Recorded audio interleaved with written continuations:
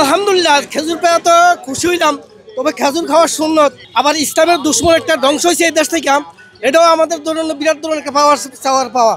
তবে একটা জিনিস কি, ইসলাম যে ধ্বংস করতে চায় সে নিজে ধ্বংস হয়ে যায়। তবে শুধু নিজে ধ্বংস না, এমনকি তার যত দলের দায়ী ছিল তারাও ধ্বংস হোক আমরা চাই। কিন্তু যারা এই দেশের ইসলামকে ধ্বংস করার জন্য চেষ্টা করছিল, অবশ্যই আল্লাহ পাক তার সত্যতা প্রমাণ করে দিল।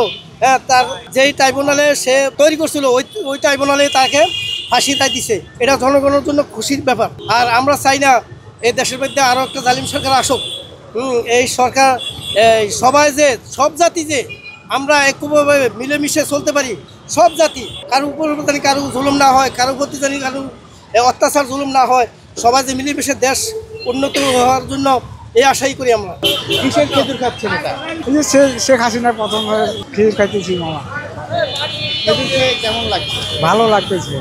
খুনি আর খুন না হইলে ওকে ফাঁসি না হইলে যদি শান্তি পাবো, মানুষ শান্তি পাবো না। তো যে খুন করেছে পালায়ে থাকুক, কতদিন থাকবে? পালায়ে থাকবে কতদিন? থাকুক, বাঁচতে তো হইব একদিন দেশে, তো আশা লাগবো। কর্মসূচি দিয়ে পারবো না তো। এখন দেশে কোনো গণগণ হইব না, আল্লাহ দিয়ে দেশ শান্তি হইব।